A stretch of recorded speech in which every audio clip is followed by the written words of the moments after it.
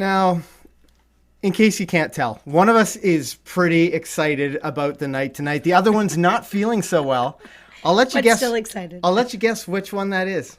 You decide. I want you guys to decide what you think's going on here. I want to welcome you to the live stream tonight. And tonight's live stream, and I know we do our live streams for you guys. Tonight's is really focused on you. You know, the fact that you guys gave us such a great opportunity. Oh, stand by one second. We've got some audio rolling in. Not feeling so well. That's us. That's us coming back at us. Also, no one's going to be able to take you seriously right now. Why is that?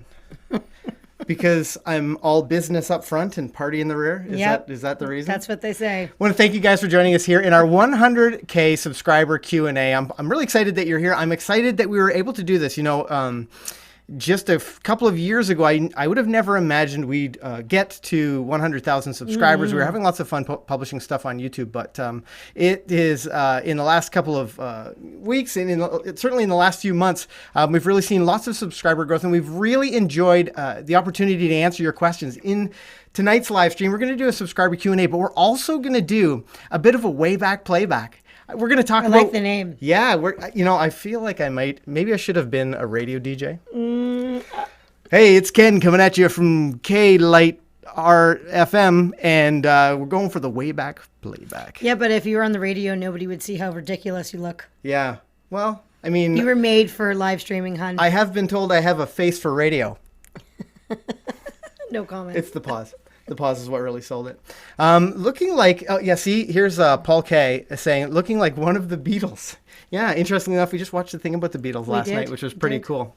But today's Q&A, we want to answer your dog training questions, but we're also going to do that way back playback. We're going to show you some of the videos that I am sure if you are a subscriber here, even if you're someone who watches every weekly upload, we're going to show you some videos that you haven't seen before, that you might not even know that they exist. And I'm really excited to share some of that with you guys tonight. Now, if you aren't aware, I am the party master, Ken. And this is Kale McCann. We're from McCann Professional Dog Trainers. Well, where although I don't look like this in a normal day, I would say.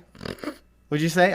Normally, I'm pretty well put together. Yeah. But at McCann Dogs, we get to help more than 500 dog owners every week to overcome the same dog training challenges that you have. And this channel is a great opportunity for us to reach out to you wherever you are watching from all over the world. The thing I just noticed is that this hair makes my head very itchy. Oh. Yeah. So maybe I'll just leave the Sunners on.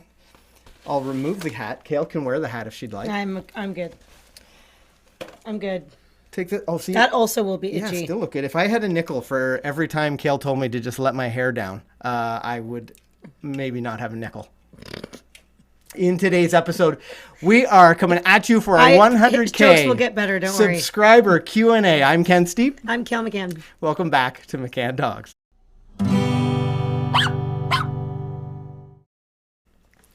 Now, something we always enjoy doing here on our live streams is going live. You've probably seen him. If you are here in the chat, you have seen this guy, Dan the Man Luton, our moderator extraordinaire. And we like to go to our live cam and see what Dan is up to. And today's no different. You know what? Let's go see what Dan is doing today. Here we go to our live cam here. There we go.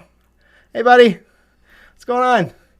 See, now Dan has a bit of a workstation set up when he's moderating these streams, and it's really cool to see the happy 100K McCann Dogs. Oh, thanks, buddy. That's really nice. Thank you for sharing that. Now, wow, he wrote that so fast. Yeah, very quickly and very legibly, yes. Which is also very, very cool. You guys know, if you've been here before, you know how we roll.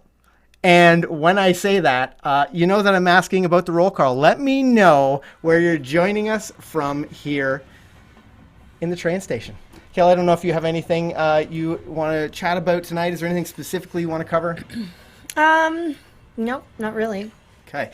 So one thing I've noticed already is that there's some really great questions coming in. If this is your first time here on the train station, we like to, we'll deliver some information or we'll do whatever the topic is for the night. And then I'll set aside some of these comments and questions and we'll circle back to them. So if you have familiar names. Yeah, tons of familiar names. So if you have a question, drop it in the chat and I will do my best to capture them all. Anybody that drops a super chat, certainly that will be highlighted for us and we'll definitely be able to answer that one.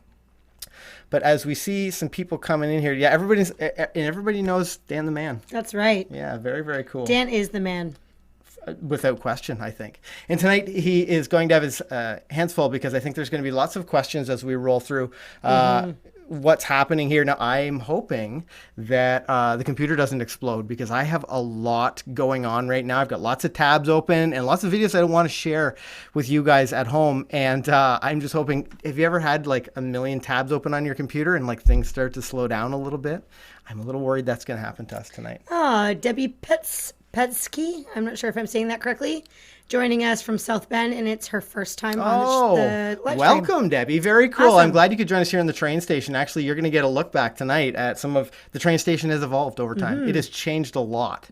So you're going to get an opportunity to see what the train station used to look like.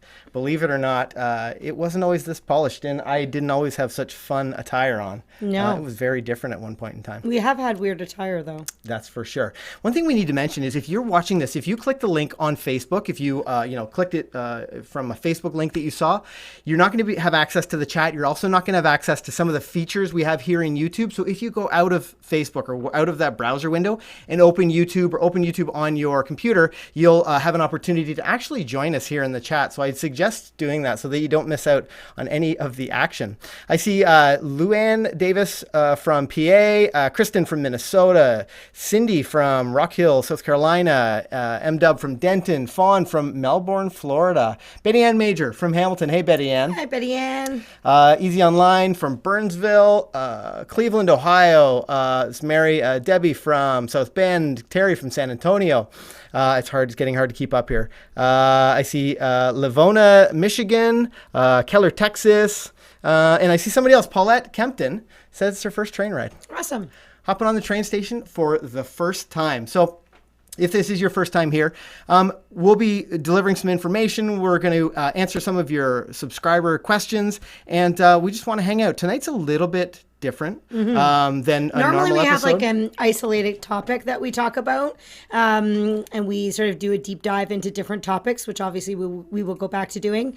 But because we sort of have reached this big milestone and it came a lot faster than we were anticipated, we thought we would just sort of spend the night talking about like a bunch of different things and showing you some of the things that we have done in the past on our live stream and kind of how far we've come, really. Yeah, for sure. It's pretty exciting. Now, I have to say hello to Juanita Velez. I hope I'm saying your name right, from Bogota, Colombia. I also see Pat Kirsten here from Burlington, Ontario, and I know we've seen Pat in the train station before, as well as Paul K. Close by. 1118 from the UK. And now, thank you to all of our UK subscribers for staying up so late with us tonight. I know it's much later there, and I know you guys stay up to the wee hours of the morning sometimes. Sometimes we get comments, at like midnight or like 11 our time when people are just getting up in the UK, which is pretty neat. But I want to thank you guys for joining us. And I see some good questions coming in here. Maybe we'll answer a couple, and then we'll jump into a little bit of what we were going to talk about today, which I'm pretty excited about. Let's see. Let's go to our queue. So Yolanda says, so my Mastiff is 4 months old and started humping. I'm not sure if he's stressed because he's been sick or just dominating. And that's people sort of immediately assume it's like a dominating behavior. And it can be. For sure it can be. But let's talk about how she can address that. What are some good first steps when you have a dog that's humping something? Yeah, I would discourage that because it can lead to the dog sort of feeling like they can take charge. And in some situations, it's completely harmless and the dog's just being a goofball. But when that does happen, I would make sure that you have your puppy on some type of leash and that you can very easily redirect them to something else, whether it's, change their position, tell them leave it, redirect them, get them to do a different behavior, redirect them to a bone or a Kong or something that they can play with. Just discourage it. So it's a self-rewarding behavior. So if you can just reroute their brain onto something else, typically you'll find that it's not something that continues coming up very often. Yeah. Terry, I want to answer this one. So my dog jumped up when my husband, who's a pilot, who's gone for several days, comes home. And this is a pretty common thing. We discussed this a lot over the last couple of years. We have a couple of videos on the topic, but our live stream was on jumping up last week. That's right. And you know what? I think it's still available for you, Terry. So if you check out our channel page, you can probably go back and we like really talk in depth about jumping up. But have your husband communicate with you some way, text or call you when he gets home. That'll prepare you and you can set up for him coming in your house, and then you can sort of train through it. But prevention is key. Management is really important. Giving your dog like a different behavior to do as well, like making sure that you ask the dog to sit before you pet and greet the dog, so that the dog understands that that type of behavior is going to earn affection and attention. If the dog is too excited to sit and won't listen to the sit command because they either don't know it or they don't think they have to listen, then again, keeping the dog on leash so that you can actually make the dog sit and get to the point where the dog's sitting calmly on a loose leash before you let somebody say hello will allow the dog to have a bit more emotional control. And if the distraction of your husband coming home is just too high, then you could even, execute this exercise or this behavior further from the door. So don't go right up to the door where like the most exciting things happen. Yeah. Maybe have him come in through the door, and then maybe you wait in the kitchen, and so you're a little further away. The dog calm, and then slowly have him come in. And of course, you don't need to do that forever. That's just until the dog understands, what you want them to do in those scenarios. For sure. And something I just noticed on our confidence monitor actually is that we, at the end of our show tonight, you guys have been sending in some really interesting questions for us on Anchor. So there's a link. If you have a voice question, if you want to call us and let us know some dog training issue that you're dealing with, you can reach out to us that way. It's actually our podcasting platform, which probably a lot of you guys aren't aware of either. But we like to be able to show the odd question or listen to the odd question and answer it here live in the train station for you guys. So make note of that. If you have a question, you can give us a ring. Now, Gina Aiello, this is not an uncommon question. She says, my dog turned 1 year old last week. He's still not trustworthy to be left alone. I would love to not have to put him in a kennel at night. Any suggestions? I love the fact that you started with, I'd really like to not have to put him in a kennel, but because it indicates to me that the best thing you can do for him right now is to keep him in that kennel until he stops making some bad decisions. Now, it's kind of interesting because we get lots of students who come in are in class training online and all those things. But our students come in class and they say, I love your YouTube channel, and they have all sorts of great questions. I've gotten to meet so many amazing people. But a student asked me a question the other day about a rescue dog, and we had mentioned that a lot of the puppy stuff you can apply to an adult dog. Yeah. And whether you've had that dog from a puppy, it's not so much about the age, it's about the level of understanding that I want you to be really focused on. For example, we've brought a couple of adult dogs into our household. And from day one, we treated them just like a puppy. We crated them. Right from the beginning. Yeah, we crated them. We were, good managers for them at the beginning. They wore a house line. Even if they're an adult dog, we have to have some way to control them if they start making a bad choice. It's good. We need to be good leaders, especially for those adult dogs who we don't really know what sort of experience they've had in the past. Yeah, like with an adult dog, sometimes it's different than a puppy where they don't really know anything and you're molding and shaping their behavior right from the beginning. With an adult dog, or for somebody who hasn't really decided to start training until the dog's 6 or 7 months old, you now have to train your dog to do new things, and you may have to erase some bad habits that the dog has developed. So often when you get an older dog or a rescue dog, they're coming with, a different set of rules or understanding about things. And it's only fair to them just to kind of start fresh and start from the beginning and not assume that they know things, because it will help them to learn things, a little bit better. And it will build their confidence faster as well, because you're not putting unnecessary pressure on them. Totally. Yeah. Haley asks, is it possible to train an 11-month-old puppy to heel and leave it in a week? I just got surgery a couple days ago. And how can I do it? I want to take him trick-or-treating. Now, it's hard to say. You can teach them to leave it in a week, but you can't teach them to heel in a week. Yeah, and especially on trick-or-treating night, when there's lots of kids out and about, and kids are pretty exciting, and I'm sure you know this already, Haley. Kids are squeaky and they move funny, and also all of the costumes. And, it's even though our dogs are really well-versed, we choose to deliberately not take our dog with us if we go out on those types of nights. It's a little bit overwhelming. I don't go trick-or-treating anymore. I know you're thinking that. You're thinking that at home. Do. Like, Ken goes out. He loves candy. He said it a million times. Ken sends me out with a big pillowcase, and I have to come home with all kinds of candy. Yeah, exactly. I love candy. What can I say? Okay, I'm still gathering some of your questions. I will... we'll come back to some of these answers, but I want to get to something really fun that I have planned for today. I noticed that Shandy asked, why is Beeline so cute? I actually saved that, yeah. Yeah, this is what? Shandy We Blake. don't know. I don't know how she's so cute.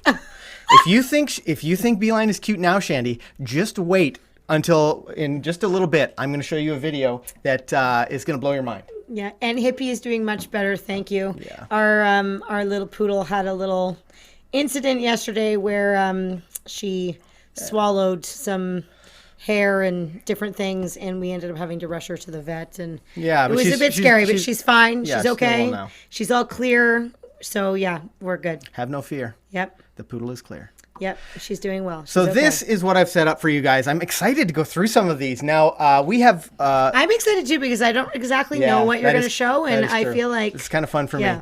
me. We have almost 600 videos I think we've recorded on the channel. Now, a lot of those are unlisted because there was a time when I just used YouTube to like hold videos. You know, I'd upload them to the channel. I actually have we have a few different channels, but for our McCann Dogs channel, we'd have like an agility run or something that was really great. We'd put it on YouTube and share it, and then we'd just take it down. But I want you to definitely check out some of these videos that we've done from our past. And like this is really going back. Kale doesn't even know what videos are going to be showing up here. So I'm excited for her to see it as well.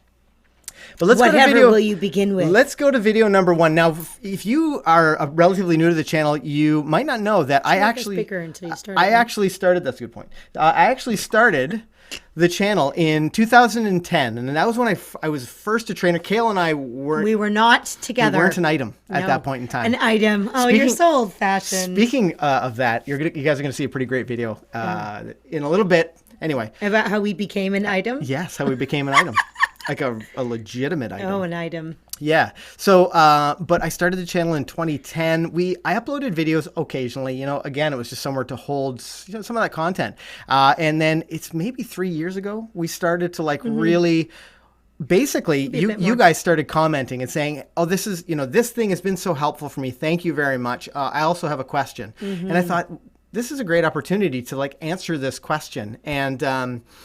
It sort of sprung from there. We just continued creating more and more videos, and you guys are going to see right here sort of the evolution of the channel. It's changed so much over time, and I'm excited to share that with you. So let's go to this is a fun camera shot. I thought this is like a fun way to deliver this information.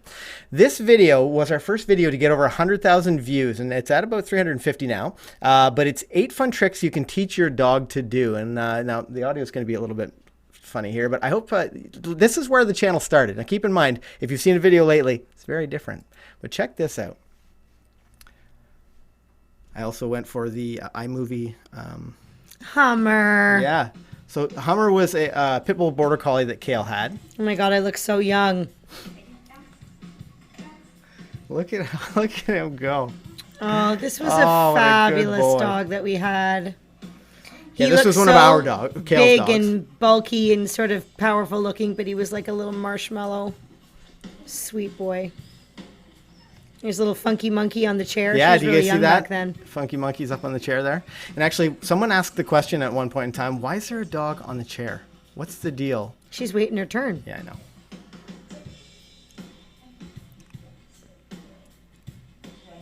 You've improved in your musical background skills, huh? Yes, and which reminds me. Oh, this is my favorite trick. Aww.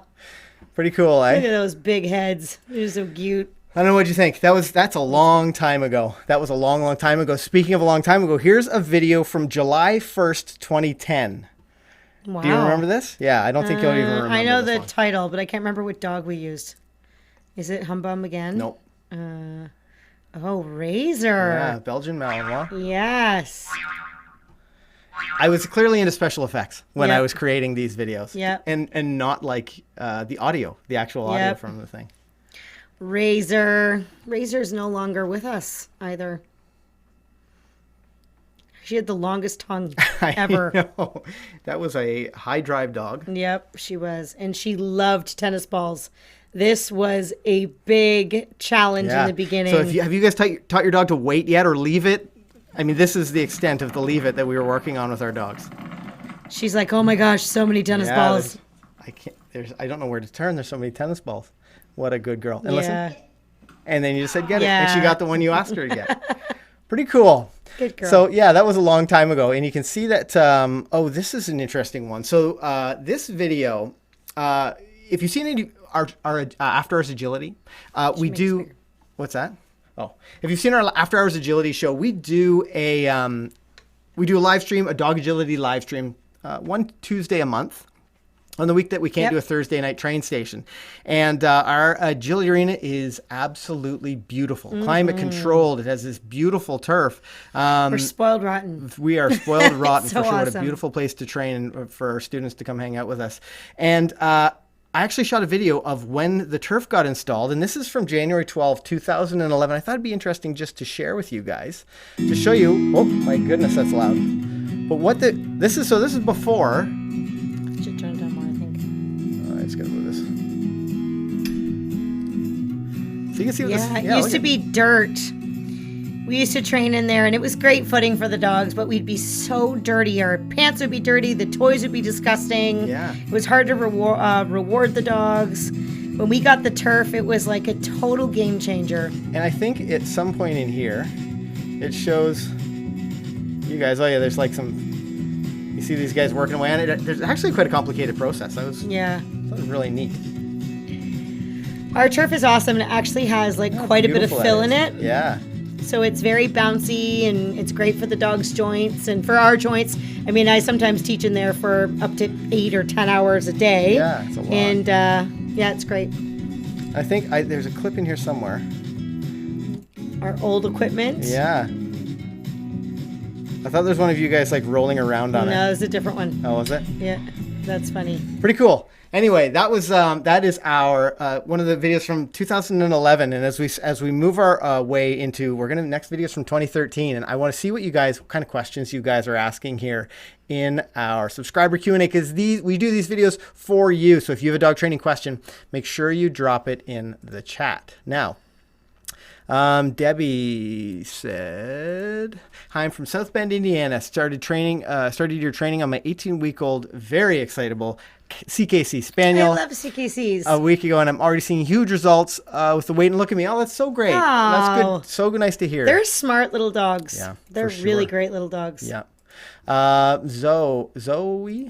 Zoe Wilkinson says, sorry, Aussie Shepherd, 16 weeks, he chews the leash, and we've tried distracting with tugs and toys and treats. We are in Ottawa. Advice, please, and congrats on your 100K. Well, thank you very much, Zoe. What would you say for her? Well, you do have to be careful when dogs are chewing things they're not supposed to, and this goes for their leash, or it can even go for things at home as well. There's common advice out there that you should redirect your dog to something else that they should chew. And, dogs are pretty smart, and sometimes if you've had accidental great timing, what will happen is they'll be chewing on something they're not supposed to, and then all of a sudden you'll walk up and say, you'll lure them away with food. You'll say, here's a toy, or here's something else. And the dog starts to go, every time I chew on this, you come over and you give me something really good. So you must like when I chew on this thing, because if I chew this, then I get a toy. Or if I chew that, I get treats. So you want to be very careful that you're not making your problem worse by giving the dog, a bit mixed messages. Dogs really like black and white information. So if your dog is chewing something they're not supposed to, it's best to interrupt them and then redirect them. So interrupt them first, whether you, use your voice, or hey, leave that, clap your hands a little bit, sort of catch them off guard so they sort of go, whoa, what's going on? And then from there you can take the leash and redirect them. Once you redirect them, then at that point I might praise my puppy and say, that's better, you leave that. And then I would redirect them to something good, like a bone or a toy, or something that says, you know what, I don't like that, but I do like this. This is what I want you to do instead. But the timing in which you switch the dog from right or wrong to right is very, very important, because sometimes if you do it too quickly, as I mentioned before, you can send your dog mixed messages, and then your problem doesn't really get better because the dog doesn't quite understand what you're wanting them to do. Rob from Farmer FPV says, yo, I'm short a toonie for the TTC. We must have said a boot several times, I'm sure. That's funny.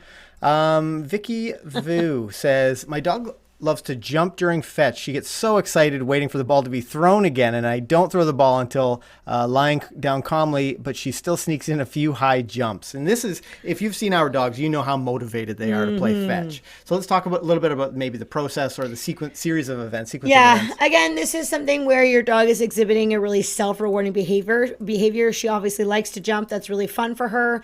You absolutely can, wait till she offers to lie down or whatnot, but keep in mind, if she's jumped 5 times before doing that, she's got 5 jumps in that are really fun. So I would kind of beat her to the punch a little bit by maybe as soon as you get the ball, ask her to sit right away or ask her to lie down right away, or put a leash on and stand on the leash. So she goes to jump. She can't actually succeed in doing that. And when she's calm and settled, praise her for a moment so she understands that this behavior is what earns the ball throw. But what you need to do is you need to prevent her from rehearsing the jumping, because again, these self-rewarding behaviors like jumping, barking, digging, chewing, all those types of things, they're hard to break, because when a dog does these things, they don't need anybody around to tell them they're being a good dog. Just doing the act itself is really, really enjoyable and fun for them. So you need to stop the behavior from happening, prevent it from happening, so that you can get to rewarding what you do like from the dog. I have to say a big hello to Jess from Gone to the Snow Dogs. Hey, Jess. Or Jamie. Yeah, or both, maybe. Yep.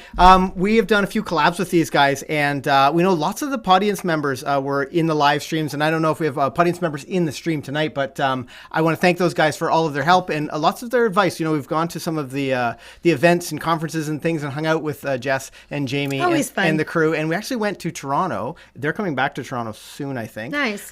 For like a pet expo, but we visited them and got to meet the dogs, so it was pretty cool. If you're a husky owner or you think husky's like a cool breed that you'd like to know more about, they're a great channel for information, so make sure you check that out.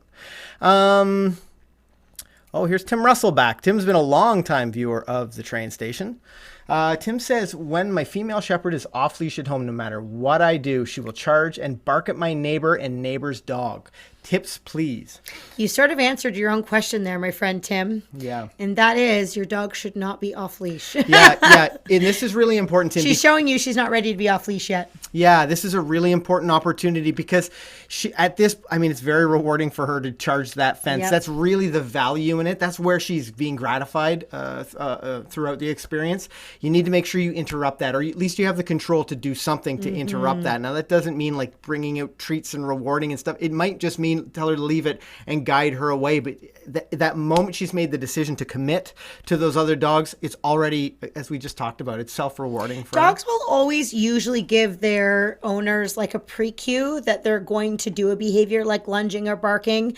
And that is really your point where you need to redirect the dog so that you're not waiting for your dog to, rehearse that bad behavior. And I know I keep saying the same thing for every question that you're asking, but it's very similar how you do it. Questions. But when it comes to lunging or barking or those types of things, dogs will usually look at what they're going to lunge and bark at, and their look will change. They go from looking sort of happily to like looking a bit more intense or staring. They might tense their body. They might coil their body. Their ears might go up. There's body language signs and cues that your dog is going to exhibit that tells you, okay, your dog's going to go. And it's at that point that you need to say, hey, leave it. Turn your dog away and then get them further from the distraction, further from your neighbor, further from the fence, whatever it might be. And then find a threshold with your dog that is going to be a successful thing where they can still see your neighbor, they can still see the fence,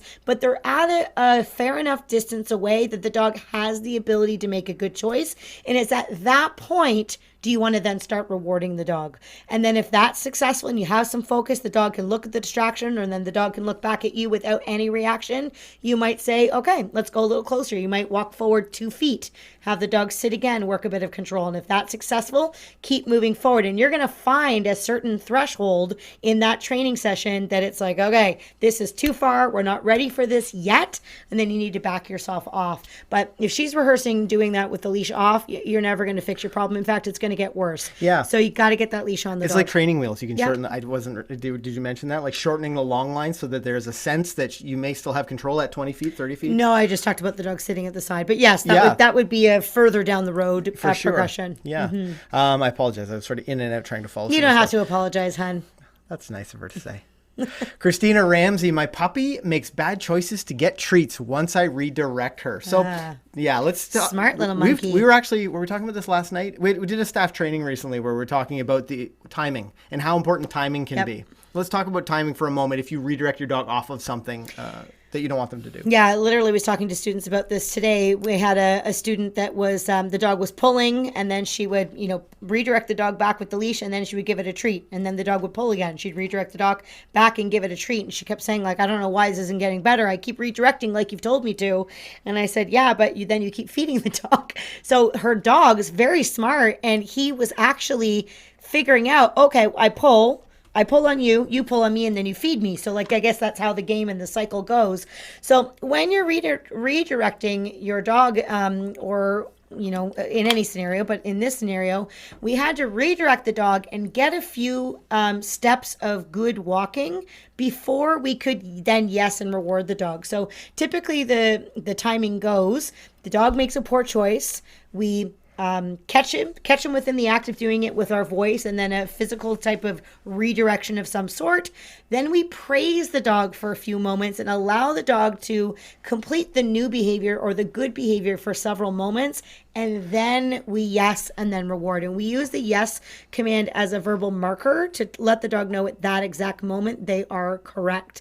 But if you have your verbal correct marker right after some type of negative marker, it's now you're sort of blending and muddying the waters a little bit. There needs to be a clear difference between no, I don't like this, and yes, I do like this. Yeah, don't rush reward. Yeah. So when you rush the reward with your dog, it really makes it confusing for them. We talk a little bit, especially with some of our students, about allow your dog to earn it a little bit more. Praise them. Use your voice to assist them, to bridge the gap between them finally making the right choice or you replacing them in position and the reward. You really support them there. But don't be in a hurry to get food out, because it's really confusing for the dog, and you're ultimately going to teach them to do whatever the thing was that you just fixed. I don't think that people understand the power of praise with a dog, the power of using your voice.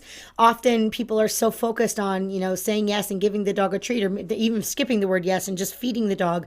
And then if you look at what the dog's doing while they're eating the treat, they're not doing anything even close to what they should be doing. So you don't want to rush the reward. You want to just get the good behavior for a few moments, and you can sustain that good behavior by using your voice. If I'm using my voice and praising, most dogs respond really well to that, and they'll look up at you and they'll give you attention and they'll give you some focus, and that buys you the time to then get in a reward. A reward and praise are not the same thing. A reward is when you're physically giving the dog something for what they've done, and praise is using your voice to help reinforce that. And you're going to use your praise all throughout things, but again, you want to watch what you're praising and watch what you're rewarding. Yeah, Christina says, makes sense. Thank you. She's so smart. Thank you so much. Cool. You're welcome. And I think these are the kind of Dogs questions. are so smart. Well, and these are the kind of questions that a lot of people ask, and I think they can help a lot of the other viewers tonight in the live stream. Now, here's what I want to do right now. I'm loading up questions in our chat. If you have a question about your dog training or puppy training, drop it into that chat string. But I spent a little bit of time putting together this window, and I want to share with you guys some videos that you probably haven't seen before. Even if you've been a subscriber for like 2 or 3 years, you've likely not seen these videos. So let's check them out. This video is dog agility in the Toronto Wolfstock. I don't know if anybody's been to Wolfstock in local to them, but this is actually dog agility in Toronto Wolfstock from 13. I used to really enjoy making these kinds of videos, because now this is where the video gets demonetized for like copyright, but it's so much fun to share these videos with you guys. Oh, that's my friend Ange and her dog Cecil. Ooh, look at that hot shot in her sunglasses. See, this is where I need to put on my party hair. That's Siri, the Border Collie. These demos were so fun. That's Grand Slam, our Border Collie. Speedy Boy. There's Funky Monkey. Our dogs absolutely love these. That's my little brother. Yeah. And Tic Tac. And he was in his work shoes. Jeans and boots. It's not really a... that day. This is Ethel. She's retired from agility now. Yeah. She was a fabulous dog.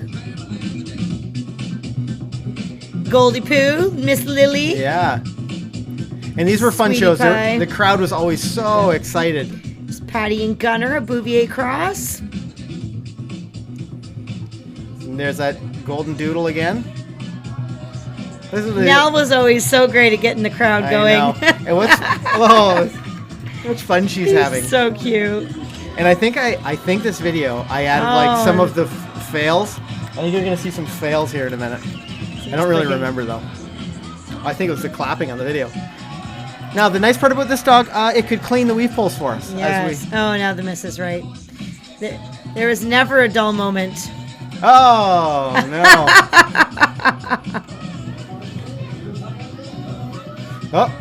Oh no, not She was quite. adamant that she was going to go off that video. I know. What am I laughing at? I think because everyone got an off course. Everyone went off course on that.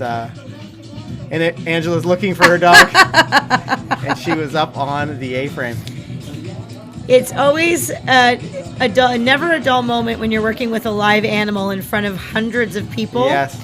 You just Oh, jeez. No. Chris hit the ground. Oh my goodness. And we would do like several shows a day. This is exhausting. The dogs thought it was fantastic. Yeah. And, it's going from bad to worse. Yes, yeah. Christine's always got a big smile on her face, though. And Siri doesn't care. No, Siri's out. She's like, yay, I'm doing more equipment. She's really young in these, too. That was a fun one. So, I gotta just stop that. So that was funny. 2013. Now, the next one, I'm proud of this one. A friend of mine and I put together a video that you guys, if I know you've probably seen us here on the YouTube channel, but there's quite a large business that teaches dogs every single day and is a busy place. And it's our second home, basically. It really is. Yeah, we're there quite often. Guys. And the dogs are playing behind us. They're having like a big wrestling match right now. They're having a party session. But let's go and check out this video. I think I should run here. So this is just to give you an idea. If you haven't been to our training facility, I'll grab that after. This is where we walk the dogs every day, and this is my family property where I grew up as a kid. Those are our buildings. The one at the bottom, one at the back is the agility arena, and the long one to the side is our training facility that has a bunch of different halls in it, all for different grades or different classes. We flew the drone right into the building. This is the main entrance. Yes. I think, let's see, I can skip to some other stuff. Yeah. Our grade 1 classes, one of our grade 1 classes in hall 1. Probably a little loud. No, it's not. Doing a downstay. There's a hall 2 where we do like grades 2 and 3. Anyway, that's a much less exciting one. But I thought I wanted to share it because there's so much in there that's fun to show off. And I'm also really proud of that video because it turned out so nicely. Mm-hmm. I saw a couple questions. I think let's answer Shandy's question. Her young dog barks like crazy when she tugs, but she's a quiet worker. Worth addressing or just let her unleash her enthusiasm on the tug? Yeah, she's just barking and growling and being really enthusiastic while she tugs. I don't really see that being a problem. I personally... in terms of agility, I don't like when the dogs are doing a lot of barking and making noise while they're actually performing the equipment. I find that they get a little too high-minded. They can't hear you as well. They get a bit frantic. A little bark here and there is certainly not the end of the world, but if they start to take it over the top, I personally don't like that. And I know some people just don't care. I don't really love that myself. But if it's just during tugging, personally, I would be okay with that. I don't think it's a big deal. It's a good question, though. Yeah, it's a great question. You guys probably don't know this, but many years ago, we did a series, and that's actually what started, some of our videos on YouTube. That's when we started to publish more regularly, actually. Right. And it's something that we called Trick Tuesday. Now, if you've been on a deep into the channel, you would have seen instructor Shannon, who is our director of online training, and she did this great series of videos called Trick Tuesday. Oh, and I should mention, if you see a video here that you'd like to watch or see a little bit more of, I've actually linked them, I think probably all of them, in the description below, so you can check them out. Make sure you're here on YouTube if you've clicked the Facebook link. But Farmer FPV says, damn, can I move in? Sure. We got lots of crate space in the back. Yeah. So here's Shannon. And she's doing our Trick Tuesday. Are you pouring yourself some? I might be pouring myself more tea. Oh, okay. So Shannon would do I'm not going to the bathroom. every week. Yeah, that sound in the background. It's a long live stream, guys. On camera, so you don't. This is literally a live stream being poured out here.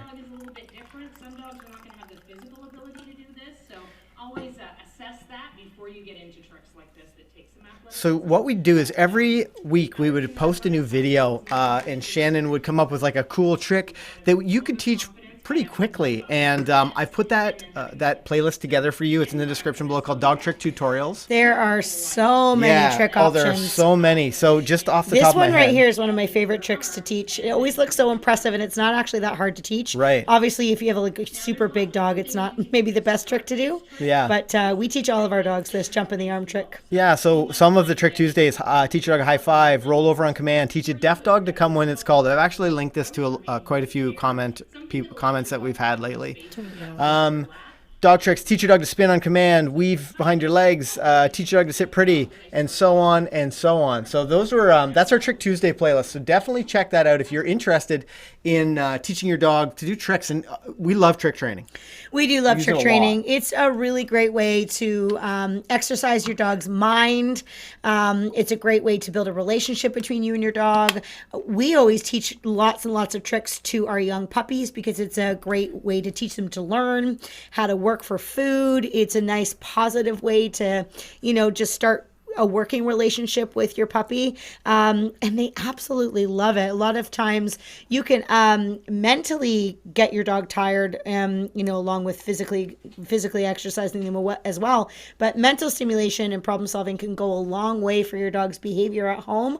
A lot of the time dogs don't get enough mental stimulation, and you see it in their behavior. So, if you have a busy dog and you need to get them to put their energy towards good and not evil, check out some tricks and get busy, because I think you'll see a really great improvement in your dog's skills just by teaching them some fun tricks. For sure. I like the question from Josh Rutland. When is Ken losing in eating more dog treats? He's always doing both. It's 50-50. He's always doing both. He's always losing and he's always eating dog treats. Yeah, I don't know if that's true. I don't know if that's the case. However, if you don't know what Josh is talking about, we did a couple of episodes that we had a competition, and there was like a treat stacking competition. Obviously, he didn't see the one that I lost because he thinks that you lose on a regular basis. No. And I'm cool with that. I'm good with that. That's the way it happens. Or he's just like he's not as big of a fan of me, maybe, and wants you to win more, which I get. I'm good with that too. I totally get it. A couple really good questions in here that I didn't want to miss. So from Jenny and Jason Maxwell. When we bring him inside at night, we've been playing. As he gets excited, he pees inside. What tips can we do to help this problem? The last few nights, we've stopped play and made it quiet time. Mm-hmm. You certainly could do that. When you take your puppy outside, though, make sure that you see that your puppy has actually relieved themselves, because sometimes the puppies will go outside and they're in like that play mode and they just sort of bebop around and they don't actually, empty themselves. And when they come in and you start to exercise them, dogs always have to go to the bathroom more when they start exercising and moving around. So if you bring them back in, you start moving around, all of a sudden they're like, oh goodness, I have to go to the bathroom. And if they're a puppy and they're not housebroken yet, they might just go to the bathroom right then and there inside. So make sure that your puppy has absolutely eliminated themselves outside. And then the other thing you want to do too is start to work on teaching your puppy to give you a sign that they have to go outside versus just going to the bathroom. And I'm sure Dan will be able to link some links throughout there. Maybe he already has, I'm not too sure, about house training, asking your dog to go outside. I know he mentioned something much, much earlier in the thing about teaching your dog to ring a bell, to ask to go outside. So there's lots of things, but I would certainly do that. In the meantime, having your puppy come in and have some quiet time certainly is a great idea, but we want you to be able to have the puppy come in and have some play and enjoy that time together. It just means that you're going to have to watch your dog very closely so that if they start to disengage from you, they start to sniff or showing any kind of signs that they might have to go outside, then you can ask them, hey, do you have to go outside? And then go through your house training steps and processes there. But if you're not sure how to do it, we have a couple videos on specific tips on how to work through that with your puppy or older dog if it's something you're still struggling with. And they mentioned we do, and we notice he only does half. Yeah. And is your puppy going outside on leash? And are you walking them all over the place? If not, if you're doing both of those things, good on the leash. And if you're walking all over the place, try not to do that. Go out, find one spot, and just stand there. And I know it sounds so boring, but it's much more effective way to get your dog to actually go outside. If you walk around and the dog's playing and distracted by the leaves and all the things, just go outside, stand in one spot. They get that little 6-foot radius around you on the leash. Be quiet. Maybe even just calmly say, hurry up, or whatever your cue is. That's what our cue is. And then praise them once they go outside from just there. for Dan, we have a video called teach your dog to go potty outside or something. So I'd use the 2 keywords, potty and outside, Dan, because that'll break down. The stop peeing inside is a great one. It's about marking the moment that your dog makes a mistake, but just so that Dan can find it more easily, because he works his butt off here. You guys have seen him here in the chat. Now, I had a couple questions that I wanted to post here, but there's some good puppy potty training questions, and here's a common one. I have a doggy door. How do you feel about that? And this is often where people start to run into a little bit of problems, into some challenges with their dog training. And what we know that a doggy door is very convenient, but we want to be able to, number one, see when the dog is going outside and doing their business, whatever it might be. But we also especially if you have multiple dogs. For sure. Yeah. It also gives us a lot more control and really insists that they're outside to do whatever the thing is, do their business, so to speak. And then when we're inside, we know that our dog has emptied their bladder or their bowels, and they're less likely to make a mistake. Also, for leadership, it's a really great opportunity to, be with your dog when they go outside, to allow them out of their crate so that you can engage with them and be there for them, and then go outside with them to give them good information, so that they don't go outside and learn that, oh, there's a cat that is sometimes in their backyard, and I love to bark at them. That's the last thing you want. You're just giving your dog the opportunity to make that bad choice. You also take yourself out of the equation in a bad way. So if the dog gets to go outside whenever they want to, basically you're allowing them to control a resource that you could control, in a leadership way or control way, especially if you have a young, unruly dog. That's one of the resources that we would suggest that you can control, just like controlling when they eat, controlling when they have freedom, controlling when they get up on the couch, controlling when they get to jump up on people, all of those types of things. Yeah. If you're in charge of those, it helps to teach your dog that they have to listen to you. They need to be respectful of you. And then, to be honest with you, once your dog starts to get older and you have less and less issues, you can relax on a bunch of those rules. But when your dog is young and until they are a really, really reliable listener, we highly suggest that you control all of those resources, because it will go a really long way in your success with your dog. You know what's funny? When we were talking a little bit earlier about what's funny about students, well, not funny, haha, but funny, strange, or relatable. I don't know. But when we have students coming into our classes now that have been on the channel and checked out some of our leadership videos, usually they're awesome. They are. They have a better understanding of some of the non-confrontational ways. Yeah. You can teach your dog that you're worth listening to. Yeah. I've found that they progress a little faster. Yep. The dog is a little bit more intent on listening to them, even in a busy situation. Yep. The dog knows that they're worth listening to, and that's the key behind being a great leader for your dog, being clear, consistent, and fair. And I found our subscribers, you guys, are have a good handle of a lot of those things, as long as you've practiced what we preach. I love when people watch our videos. Yeah. Karen, the GSD lover, longtime train station passenger. Welcome back, Karen. She said, hey, I started trick training a year ago. Is it possible that some dogs are unable to sit pretty? He's a fit, active 4-year-old GSD. Thanks. Yes, it is. Sure. Yeah. In fact, for long-backed dogs, doing sit pretty is actually not good for them. So I'm quite well versed in doggy fitness and things like that from my background in high-level agility. And for a while there, sit pretty was like a huge trend in the agility world in terms of teaching core work and balance and things like that. And I worked closely with a lot of canine body workers with, being on Team Canada and so on and so forth.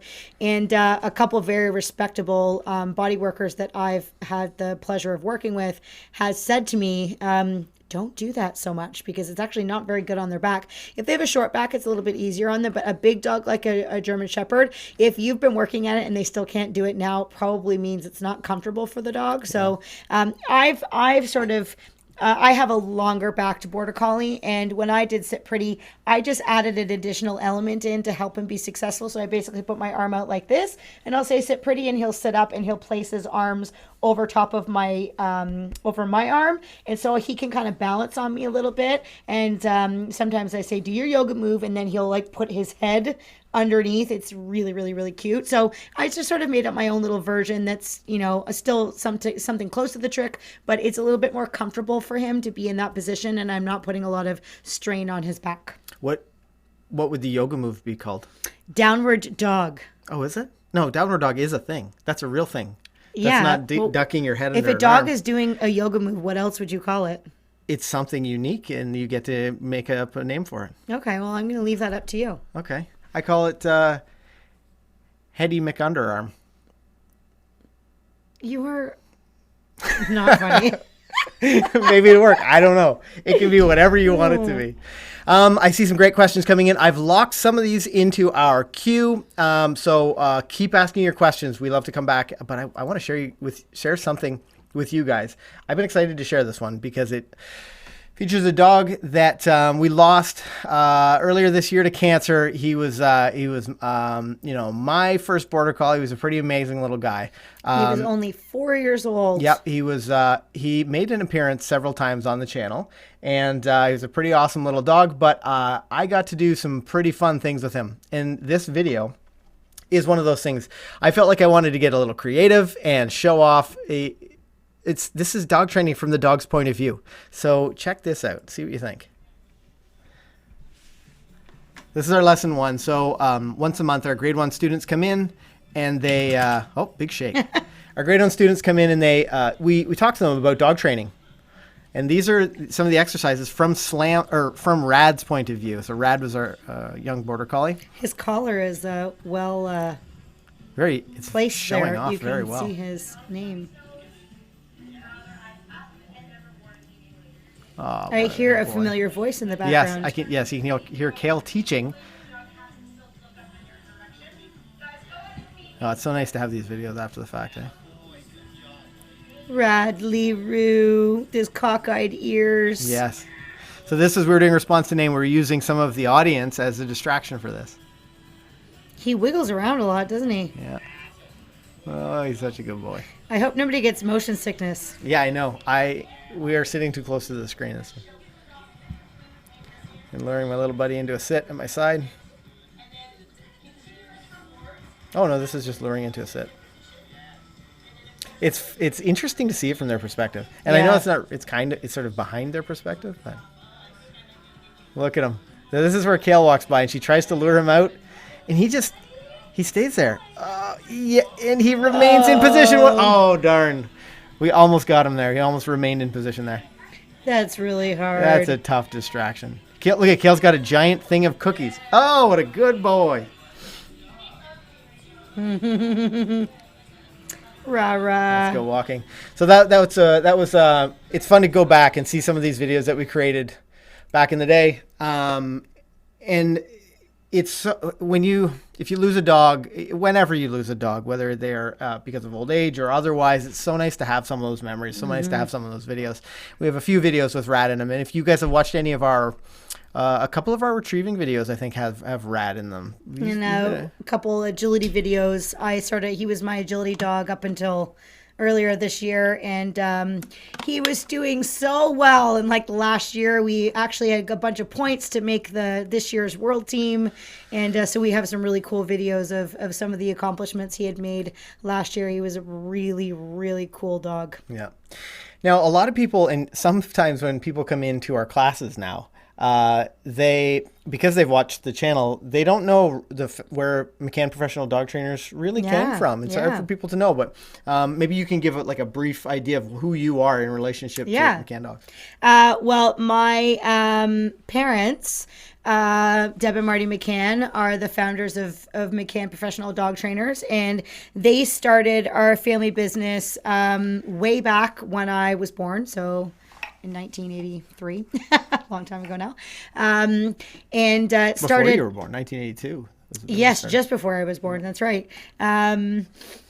They started just a dog training business. Initially, it was just like one class a week with just a couple students, and then it sort of developed into this bigger and bigger and bigger thing. And now we have about 500 students a week, and we have about 10 or 15 full-time staff, and we have about 30 we have 16 full-time dog trainers on staff. About 35 associate staff, and it's just blown up. And my parents started it all, and we actually had a class on the weekend. We've made my mom come out of retirement to do some teaching. She's one of the best dog trainers and agility instructors that I know, and I'm not just saying it because it's my mother. She's really, really talented. People get really excited when they have an opportunity to. And a lot of our staff have come on, since she's retired from teaching. So we've asked her to put the mic back on and come out and teach us again. And we had just an awesome time with her teaching us the other day. Yeah. Even I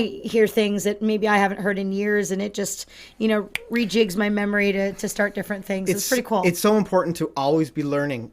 Always. We have this amazing opportunity to work with and work with thousands of people, thousands of dogs. But there's always going to be a situation where that seems new. That seems like a new challenging scenario. So having that foundation of different perspectives, different approaches is so helpful. And you always need to be learning. There's no I've seen it all. That just isn't a thing. Because there will always, being a firefighter, if you guys maybe don't know this, but for 20 years I've been a firefighter, and for 10 of those I was a paramedic. And I've been at the busiest hall in my city for like 16 years.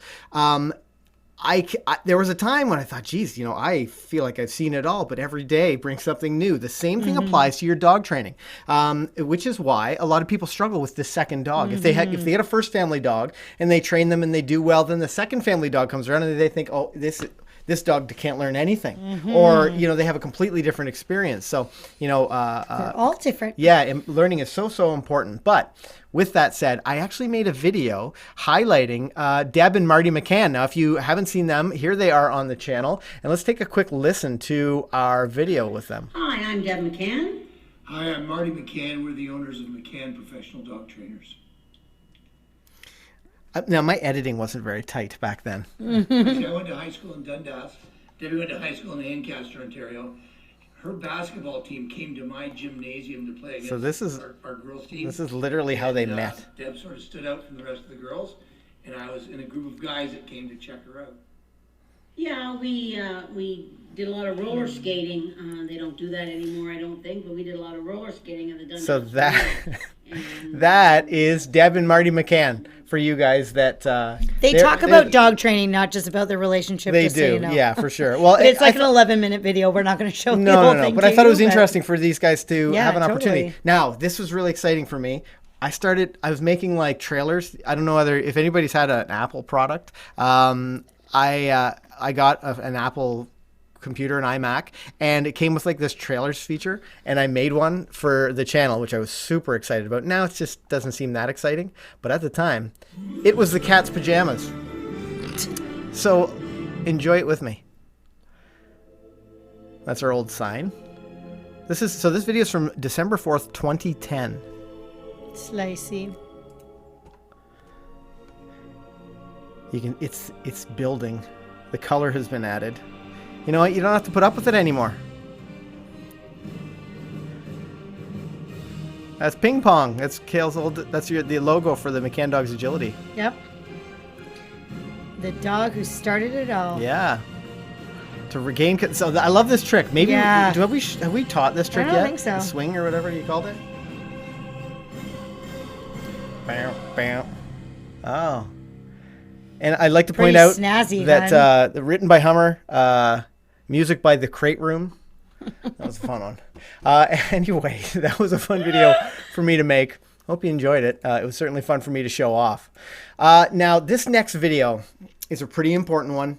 It is something that you guys might recognize somebody in this. Now, Beeline wasn't supposed to be our dog. Let's talk a little bit about Beeline. You guys have seen Beeline in a bunch of videos. You've definitely seen her on the live stream. She's a great little demo dog. Great little young agility dog in training. Let's talk about her for a second. Yes, so my family bred a litter of border collies, and many of them were going all over Canada and the US to high-level agility homes, and I didn't need a dog at the time because I had several agility dogs and Ken had Rad and so on and so forth. And unfortunately, when the litter was born, there was a lot of complications. And in the middle of the night, we had to rush the mother. Her name is Purple. We had to rush Purple to the vet, and Ken, myself, my mother, and Angela, one of our instructors, we ended up having to help my veterinarian do an emergency C-section, which none of us had ever done before, but we had to get the puppies out. They were in distress, so on and so forth. So anyways, it was a very stressful, long night, and thank goodness by the end of the night, all 7 puppies, and we didn't even know there was going to be 7. We thought there was only going to be 5. 7 puppies, they were all alive, and it was great. Anyways, flash forward, we had to bottle feed them, all kinds of things. We almost lost them several times. It was a very terrible, terrible pregnancy and that type of thing. At about 4 weeks old or so, my parents had a trip planned to go to Florida. We had arranged for Ken and I to go and stay at their house and look after this litter of puppies for 3 weeks. And if any of you know anything about puppies, the ages from 4 to like 8 weeks is like the most fun, but it's also like the dirtiest time. They're like going to the bathroom now, and it's just a lot of work. During this 3 weeks, I started to get very attached to this adorable, cute little freckle-faced puppy. She was the only female in the litter, and I liked her, but we didn't need a puppy at the time, so we didn't really, I was just sort of liked her, and that was about it. I was being very cautious as to like where she was going to go in the future because I wanted to be able to see her, so on and so forth. Anyways, and Ken kept saying, you're not keeping the dog. We have too many dogs. You don't need another dog. And I was like, I know. So anyways, it came time to do the big puppy test on the last day. And we were driving to the house. And Ken said, okay, like if it doesn't go well, you know that it's not worth keeping her. And, she'll make someone else really happy. And she's not really what you're looking for. So on and so forth. So we did the video. Did the test. And during the test, all puppy Beeline wanted to do was figure out where I was in the room because she had decided weeks before that I was going to be her person. So anyways, she didn't do very well on the puppy test, guys. In fact, she did terrible. And so when we left, I was very upset. And Ken said, well, it's okay, hon. Like, at least that that you're not going to keep her and it's not a big deal. And then I started bawling and I said that even though she did terrible, I still couldn't imagine life without her. So we ended up keeping her. And honestly, I don't know what I would do if I didn't have her. She is like the absolute most perfect dog in my eyes. I'm sure other people maybe won't feel the same, but she is pretty darn awesome. And I think that we're going to do big things together, but she's just a doll. She's just wonderful. Yeah, she's a pretty amazing little dog. I just want to quickly say hello to SD Cruiser, who is a long-time train station passenger, a long-time commenter on the channel. I think SD Cruiser was actually our first super chat we ever got, which was very exciting for us. But we want to thank you for joining us. One of our moderators, amazing help. And there's been a couple times when he, in a pinch, I think I made him a moderator on a day when it was like Dan wasn't able to make it, and I'm like, oh no, what are we going to do for the channel? Super helpful. We thank you, SD Cruiser, for your watching, as well as for all of the help that you've given us. We can't thank you enough for that. Okay, yeah, this is a good question. Laura Neville says, terrible on the puppy test. What does that mean? What do they do? So we, when we're choosing a dog, we have a specific puppy test that we do, and it tests things like the dog's natural drive and ability to be attracted to people. Sort of, you can tell what kind of independence they have, what's their confidence level like. We also figure out, what's the recovery like? So if they are stressed, do they shut down? Can they not recover from that? Or if they hear different noises, how do they react to that? Can they recover from that?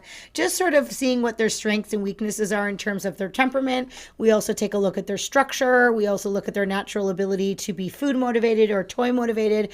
And these are all things that we find really important, obviously because we want to have a great family pet, but also because I do a lot of high level competing with the dogs. There are certain attributes that I'm looking for in a dog that I know will be prime for being successful in my area of expertise. Beeline's downside was that she didn't handle stress very well. So when things were a little bit unsure, she she didn't recover very well from that. She has a slight weakness in her temperament as far as that goes. But because she and I have such a close relationship, and I've done so much training with her and so much exposure and so much problem solving and that type of thing, those things that she struggled with as a puppy, they're not very apparent anymore. So it all worked out in the end. But I think if she was to go to somebody who wasn't as experienced as I am, she may have had more issues. But yeah, she's great. We've talked a little bit about creating a video about puppy testing, and the problem is that it really does take a trained eye. Someone who's been down that road before has seen and not only different breeds are different too. Yeah, for sure. And not only the initial response, but like being able to follow up with that dog through their life, so you can really pair that result with what you noticed initially. And that's what a good breeder needs to be able to do. Right. You know, they need to be able to assess the puppies and have an idea of what you're looking for, and then be able to match the puppy to what you're looking for. So yeah, it's interesting. Let's see here. So Joanne McFarland says, I have a friend that's letting her 11-year-old daughter raise her 4-month-old pup. The pup runs around wild. I want to help, but I don't know how to handle this issue. Any suggestions would help. Sending her our leadership video would be very helpful. It's really going to give that dog better information. And the challenge is that what they learn first, they learn best. And if they're not learning the good stuff first, it's really, really hard to fix. Yep. Having young kids train the dog it's very rarely does it work out. Really, and we love to have kids and dogs involved with one another for sure, but under supervision. And it's always easier when the dog has some skills first, and then you have the kids being more involved with the dog. It strengthens the kids and the dog's relationship.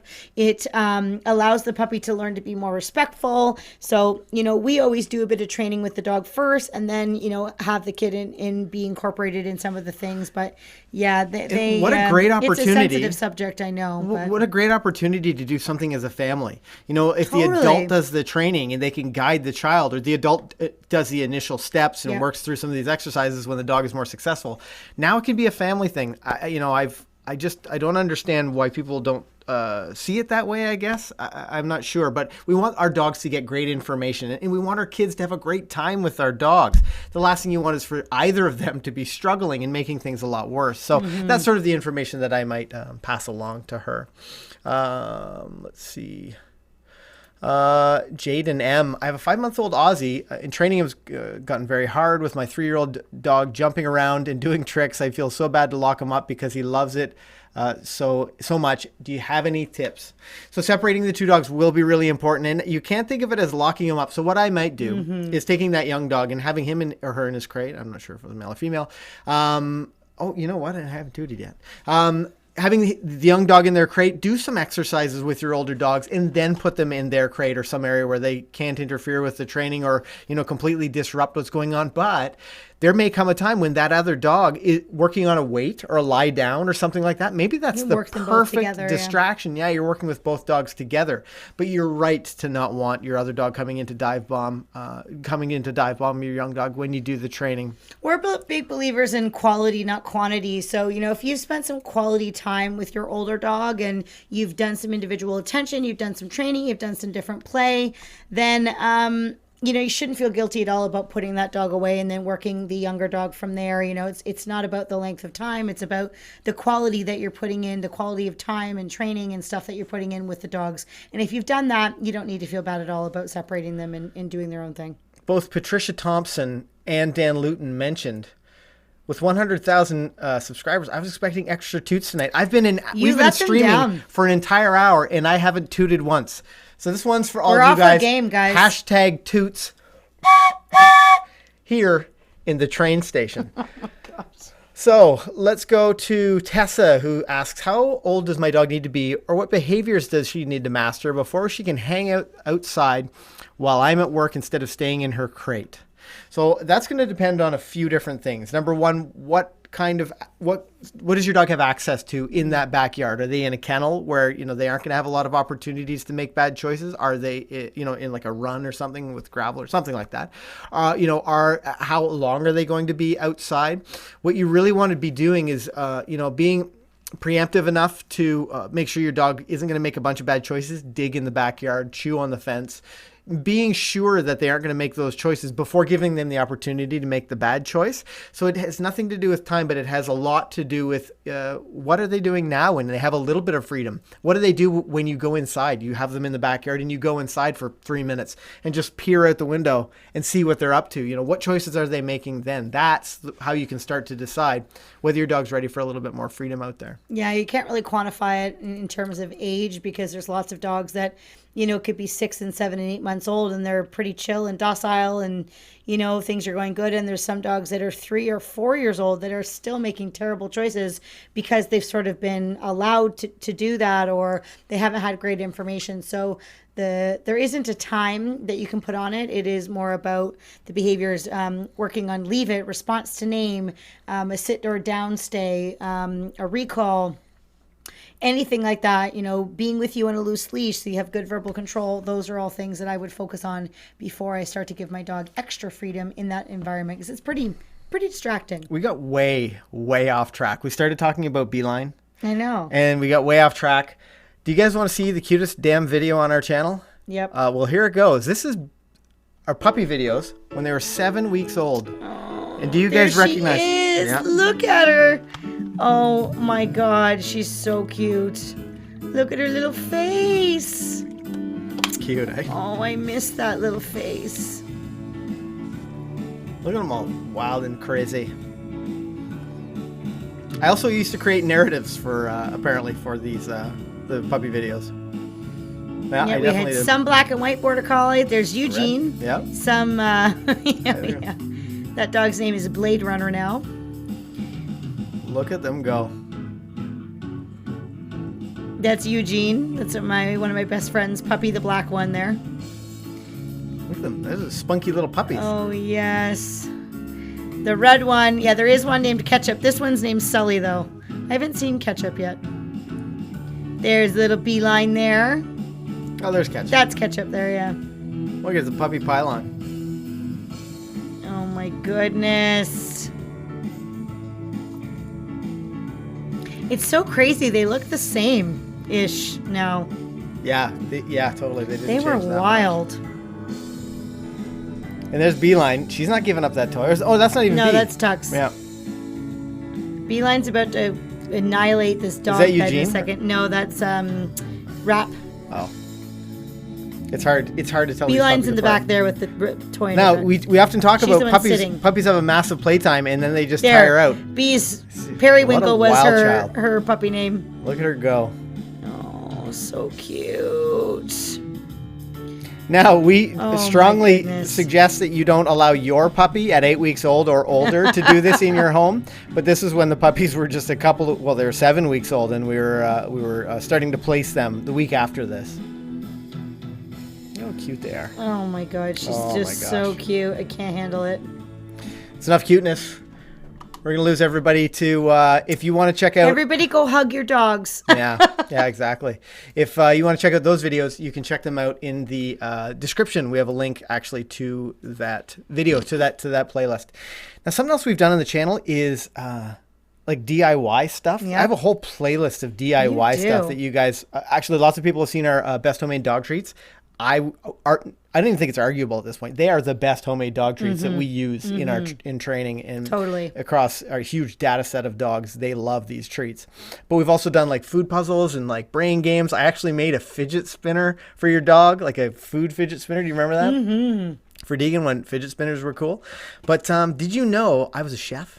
Not only do I love to toot, He's not a chef, guys. I love to bake. I'm the bakist. And in this video, look at this. Look how darn cute this puppy hippie shake is. I also look like I may have been jaundiced, like there was something wrong with my liver at this point in time. Yeah, what is going on with you? Chocolate isn't a really great gift for dogs, and roses are far too Wow. to retrieve. Well, today I'm going to teach you how to make I think I may have been up for a better part of the day. Wow. You look a little tired and your Yeah. hair looks really Wild. long. It is wild and crazy. But if you guys are looking for some DIY dog stuff, see, half cup of rye flour. You can check out our DIY stuff on the channel. There's a link. So funny. I know. If you've been here, so M-Dub, yeah, we do. They're tuna treats. Dogs go absolutely They love them. bonkers for them. They're so easy too. We if you search, what would it be, like the best homemade dog treats? I forget. I've actually dropped that link off the channel, or off of the other screen. So I can't say for sure, but I'm pretty sure that was what it was. Mm-hmm. Maybe Dan the Man can drop it in the. I'm sure if you put something to do with treats, it will come up. Yeah. Did you guys know, especially if you've been here in like the last 4 or 5 months, that I have like a series of sheep herding videos with my border collie named Mac, and actually one with Beeline. There's a training one with Beeline. But if you're new, you might not know that there was like a whole series of sheep herding videos that I did with Mac, and that's linked in the description. But check this out. Person's asked this a few times. So today we've come to the Holstein Agro exhibit, and This is our first competition, first Mac and I. competition with my 10-year-old border collie Mac. I'm Ken Steep, and welcome back. Welcome back to McCann Dogs. Ruff, ruff. Oh, they didn't do that. So this is I really enjoyed. So we I enjoyed this like format that we used to do, where it was like we do stuff. Vloggy. Yeah. If you're not sure about what sheep herding is, this is basically how sheep herding works. I'll zoom through here and show you guys. So it was raining like crazy that day, and Mac and I. So this is the first competition I've ever been in this video. Look at Mac, just being a superstar.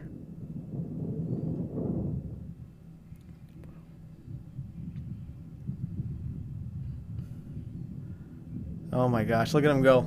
I think I zoom in a little bit here. We'll bring this in a little closer. Look at Mac go. Can they see the mouse on the? Yeah. Yeah. Can you see where Mac is? Yeah, I think you can now. Yeah. Oh, he's up there. Can you guys see that? It is a little zoomed out, isn't it? I do get to a point, so I push them around the side, put them through the gate, and then I think I pen them. This is the exciting part. Everyone hold your breath. Lie down. SD Cruiser, they have sheep in Canada? Thought you all just had moose. I don't think the dogs would want to herd moose. What do you call a bunch of moose? Meese? Lie down. Mooses. Mouse? Lie down. Come. There we go. This one doesn't want to go in the pen. This bottom one. Yeah. Look at Mac, just holding steady, creating a little pressure, allowing me to get these sheep penned. Walk. Walk. He's a good boy. Oh, what a good boy. Attaboy. Good boy. Now he's just ever so slightly moving. Good. Walk. Walk. Hey! Everyone goes crazy. Yeah, he did so well. That was fun. So there's a link to that in the description below if you're into like sheep herding, or you think it would just be interesting to kind of check it out. I have several videos on that here on the channel. Now, Oh boy. looking at us here in the train station that it's not the way that things have always been here in our studio. Things were very different back in the day. I'm going to throw us back to March 2nd, 2018, the first time we jumped into this studio, the first time we streamed from here. And look at the difference. We're beauties in this picture. Look at that. The white balance isn't great.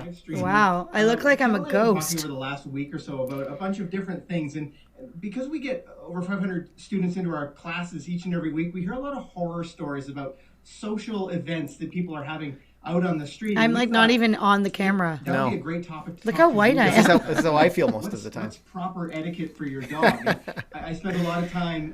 So in the boy, oh comments. boy, was that ever a different Our time? backdrop is Yeah, it's crazy. It's crazy, like how bland it looks. Now we mentioned a little bit. we've improved. Oh yeah. We're gonna jump into some of these questions. So I have a couple of videos that I want you guys to check out. I see some really great questions coming into the chat. Actually, I'm gonna grab a couple while we're. It's called A Bunch of Moose. Yeah. I'm going to grab a couple of these. Somebody had asked whether the dog could have a bone in their crate at night. Yep. Yes, they can. We're a little bit picky about what bones our dogs have access to while we're not supervising them. And I probably could find an example pretty quickly because our dogs have them lying around. I don't know where one is right this second, but our dogs often get nylon bones, and we will have that in their crate, all the time. Our dogs have access to those bones actually 24/7, no matter when they want them. What we wouldn't leave with them overnight are different types of bones where they could, chip their teeth, or they could swallow big pieces or things like that. Yeah. So there are bones that are definitely safer than others. But yes, definitely you could leave a bone in their crate. Just make sure that you do some research as to what bones are appropriate to leave, because there are many that are not, and that you shouldn't leave them unattended with them. Things like rawhide, things like that, we would never leave with our dog unattended. We do have some chewing and toy suggestion videos on our YouTube channel that can help you with that. But I think I saw someone else suggest a Kong. A Kong certainly would be great as well. You could stuff that and keep the dog busy. But yeah, definitely. Bones would be okay, but just make sure you are researching which ones are appropriate. Even a Kong, like with Deegan, for example, she would demolish a red Kong. Right. So the first time you give your dog a chew toy or a new thing, pay attention to how they're engaging with it, interacting with it. There's so many things that are like, unchewable, or never, whatever. Your dog will never chew through it. Surprisingly, not surprisingly, we heard so many stories of students coming in saying, like, I had this unbreakable thing and my dog ate it in like 15 seconds. Yeah. So really pay attention to those first All little... dogs are so different. Some dogs are really heavy chewers. Some dogs aren't. And you need to learn that about your dog before you leave them with something that you're not going to be watching them for. I mentioned earlier a little bit about the fact that we have an engagement story. It's actually on the channel. Not a lot of views, but it sure is fun to have it there. What do you remember from our first date? We're going to take a little trip down memory. So I'm setting her up this entire time. Our first date was I had it all the planned craziest out. date I've ever been on in my entire life. Which is why she's stuck with me for 6 years, apparently. Well, yeah, I'm not sure you've never topped that though, by the way. Well, we'll see. I'm not sure how you can though. How I feel so foolish saying that now. Yeah, I know. And I was almost trying to get that from It's a you. really important vlog. In this vlog, I'm going to ask Kale to... For the past week or so, Kale's been down with her family in Fort Myers, Florida, and I've been here in the Canadian weather because I had to work. But I am about to get on a plane, fly down to Fort Myers. Our anniversary is in a couple of days, and I'm going to pop the question. I'm a little bit nervous because her whole family's down there. It was fun shooting vlogs. Nobody else knows other than her brother's been doing a lot of the legwork for me while he's down there. He's done a really great job of getting me information and things. And I still have to ask Kale's dad for, his blessing. I'm pretty confident that I know what his response will be, but I'm wondering if the family will notice that something's up. That's a big concern of mine. We haven't watched this in so long. I know. Just competed on It's a all good kinds of one. teams and represented Canada all over the world, so I thought it would be really cool to get her something that represented her, that was really unique to her. And this ring, actually, the diamond was mined in Canada. It was made by a small company that is Canadian, so I thought it was the perfect ring for her. So I want to show you guys the ring.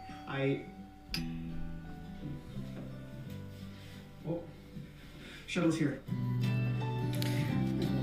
So if you guys want to see the rest of that video, it's a really fun video. There are a lot of interesting things that happened. Like you won't believe it.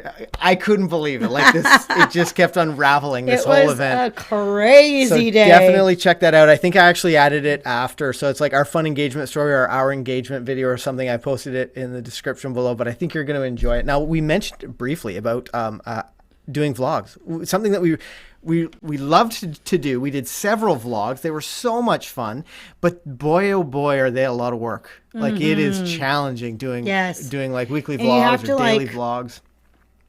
Make sure you kind of like, it's supposed to be like about your daily life, but at the same time you kind of have to plan stuff. So it's like sort of weird. Yeah. You always have to have something to do. Like you can't just, if you're working in the office all day, that's not fun. That's not fun.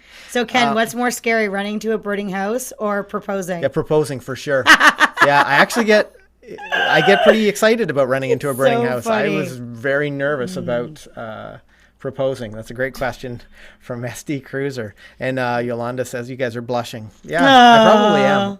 Yeah, it happens. All right, let's see some dog videos. I have very little control. Let's take this in a different direction. So, getting back to the vlogging idea, we did an entire summer of vlogs, and I think you guys, if you've just found our channel and like enjoy the informational videos, I think you'll love some of the vloggy stuff because it shows you kind of our lives and like what we do with our dogs every day, like sort of what our life with having 6 and at that time 7, maybe 8 dogs was like, and it was just sort of fun. All the different things that we do. It's pretty cool. Yeah, it was super fun. So Ken, are you crying? I also really enjoyed. No, I'm not. No, Dan the man he's not still much here, of a crier. moderating like crazy.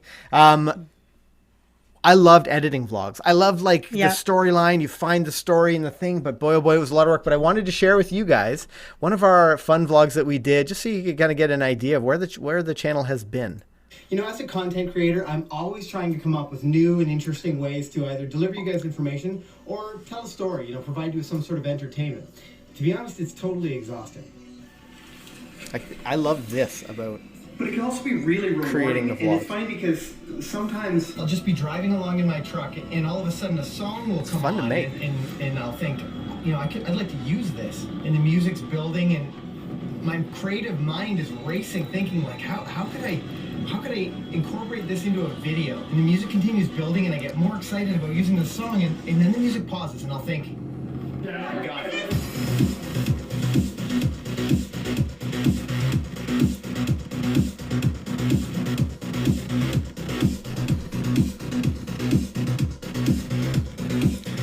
That's a nice entry. This is good. Yeah, so we actually had a series called the McCann Dogs Vlogs. What are we doing here today, Cal? And you can see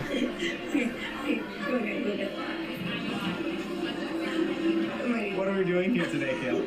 We are training together Forgot about that. for the World Team Tryouts at the end of the month. Pretty exciting. So what does that involve? There's courses and people are testing their skills. What does that mean? We have set up 3 courses designed by the judge who will be... and you guys can see there's the nice grassy we're ground. Just going through them. We have a little friendly competition going. We have some beer and chocolate as the reward, which apparently people really like to run for. There's Radley. Radley. Opportunity to train and Oh, what a nice entry. And work on skills that you need. It's just a fun training day. Oh, the dogs can hear Slam knows that there's agility on the thing. But these were really fun to create, and if you are, if you like vlogs, or if you are a dog owner who's looking to just have some entertainment stuff, we've moved away from the entertainment idea and more into the educational, because I feel like that's the most efficient way to help you guys. But I'm going to be completely honest. All of our video topics come from you. Like the questions you're asking and the things that you guys need help with. And now I should sort of restate that a little bit. Sometimes you don't know what you need. And I'll hear you ask a question about a specific thing, and I'll make a video that's like our leadership video. You guys are having trouble with your dogs doing that video is like the answer to everything. It's really important. It's really important that you understand how to be a great leader for your dog. And it can affect, the effect it has on all of your skills is arguably immeasurable. It's such an important thing for you to be aware of. But along the same lines of the vlogging that we've been doing is I can't go any farther without talking about, can you actually get her out? Who's her? Oh, right.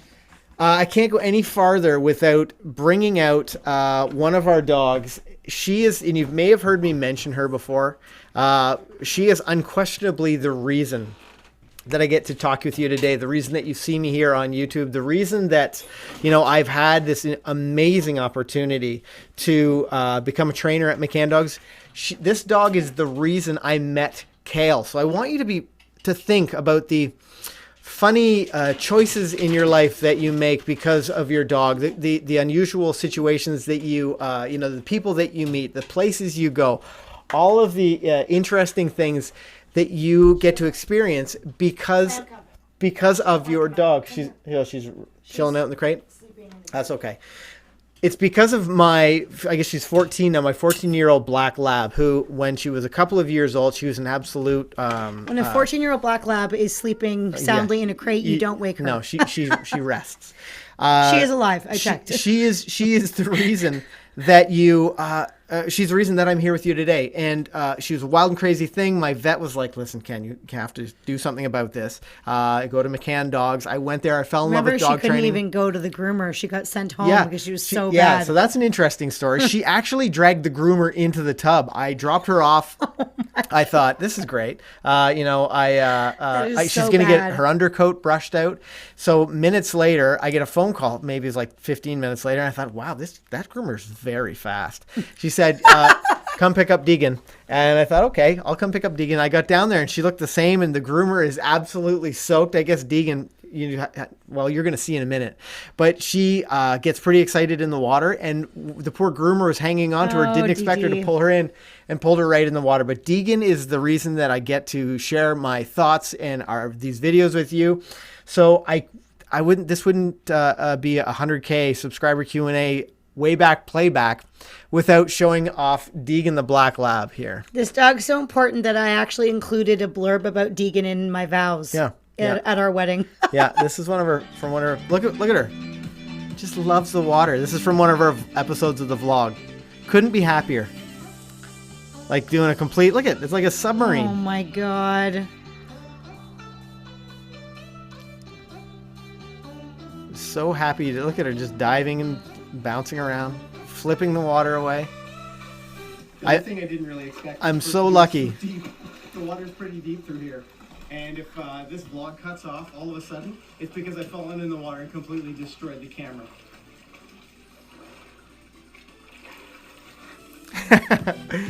Look at her go.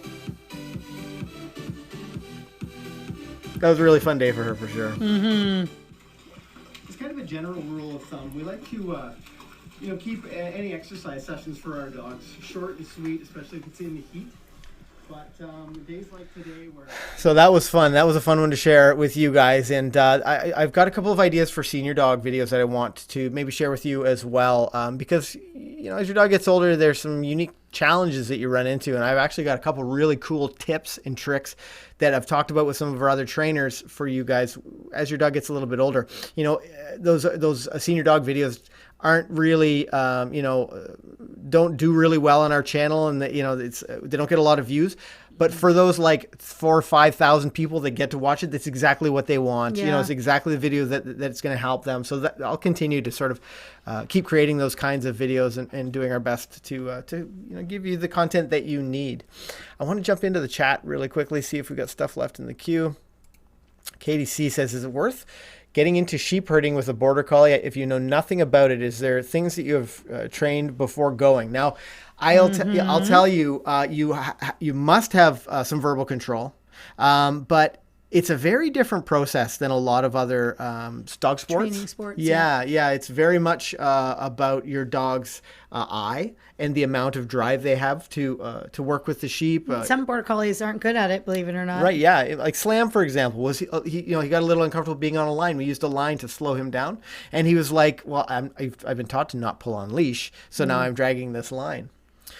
Let's see. I saw Dan has got a question. I'm not sure where it came from, so I'll just highlight Dan's. So Dan shared a question. What do you suggest for a dog that does well in their crate when you're home, but the second you leave, they bark and whine? Well, I think you do need to determine is it like a bit of separation anxiety? Is the dog anxious, or is the dog just being bratty because it doesn't want to be left alone? It doesn't want to be left in the crate. Those types of dogs need a little bit more crate work to learn that the crate is, a positive and happy place. Those dogs probably need to spend more time in a crate while you're home, because a lot of people, they only end up using the crate or confining the dog in some way when they're going to leave. And that can create a lot of anxiety for the dog because they associate with that thing and you leaving them alone. So having them spend more time in that crate while you're home will help diminish that a little bit. And then also practicing, working through these things when you don't actually have to leave the house. So, put them in the crate, go outside, stand there for a count of 3, go back in and reinforce your dog, and then go a little bit further. But it's really hard to train something like this, if you're gonna like leave for several hours at a time and your dog's just barking blue murder while you're gone the whole time, it's stressful for the dog.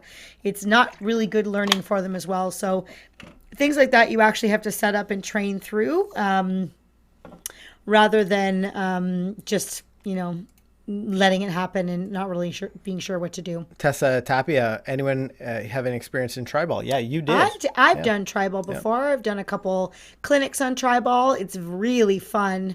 A great game to play with the dogs. It's not very popular, but I would imagine it will get more popular with time. It's sort of a newer sport. It basically, you teach the dogs to hit large yoga balls into nets. That sounds a little crazy, but it's cool though. It's really cool. Yeah. Yeah. Jacob Oldtree, I also have a chocolate Chessie mix. She's about 12 years old. She eats, but she looks really skinny. Is this common for dogs that are getting older? I'm worried about her. If you're worried, I would definitely go to the vet. It's hard for me to say. Older dogs lose muscle and they often will get thinner, but if they're really thin, there could be other things going on. Yep. So I would definitely get that looked into for sure, just to be on the safe side. Totally. I like Gordon's honest opinion question. When you're training, how many times per day should you train and how long for each session? And Gordon says, at the moment, I'm splitting it up, 1 hour per day split up into 15-minute sessions. I love that idea.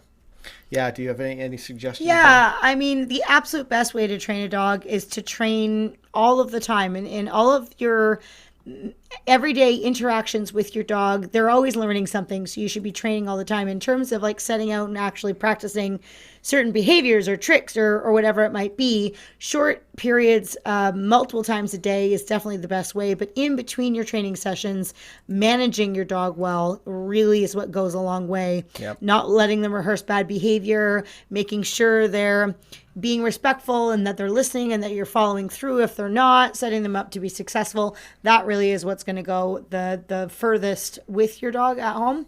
But short periods of time, multiple times a day, is definitely where it's at. We're in overtime. And I haven't tooted hardly at all. 33 minutes that overtime. Was a huge toot. I've been saving it up until I didn't want to interrupt anybody. I drank a lot of tea, so we need to get off this live stream. And we got to have really dinner. Quickly. We're thinking about going to see a movie. Yeah.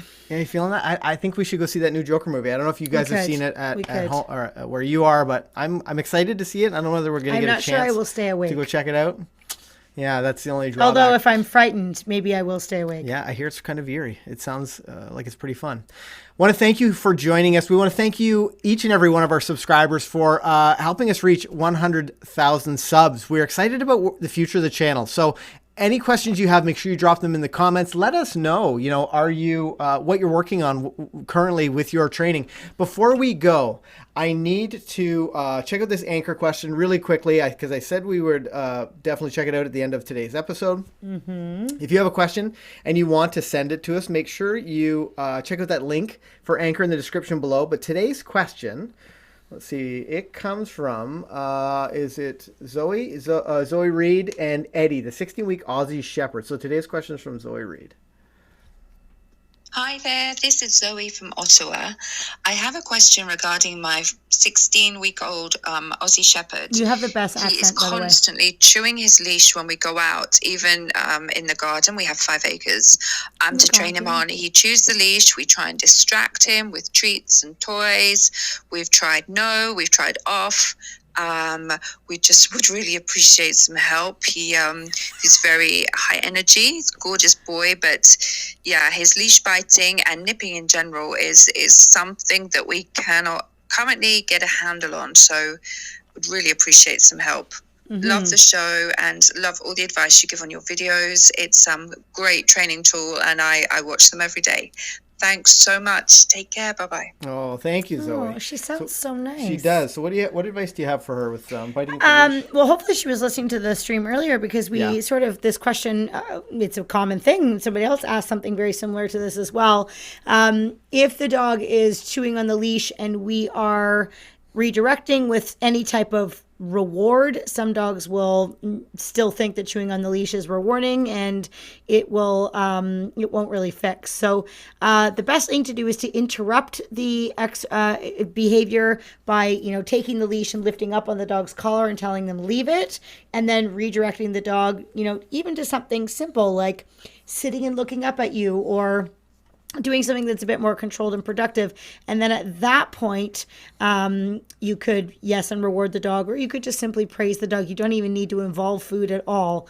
But you want to redirect the dog for sure, but redirect using the leash itself, because you need to make chewing on the leash not as fun. But if right now they're chewing on the leash and then they get a toy or they get food or something like that instead, the dogs will start to put 2 and 2 together and purposely chew on the leash. So redirection is going to be your friend, and then rewarding the dog for doing something else instead. Yeah, like giving them a job. That's really important advice. And so, but thank you. So if you have a question and you'd like to have us answer it here on the train station, make sure you send us that voice message. The link is in the description below. If this is your first time on the channel, make sure you hit that subscribe button. We publish new videos every week to help you to have a well-behaved four-legged family member. A huge thank you to everybody who's been here for the duration of our 100K subscriber Q&A. I would have never imagined. To celebrate, Ken's going to eat 100 subs. Yes, that's what. Yeah, I published that. Stream. I know. Maybe it's possible. I don't even know. I think your stomach is about 2 liters, and I don't really know. That's awful. We'll see. We'll see if we can make that happen. Hilarious.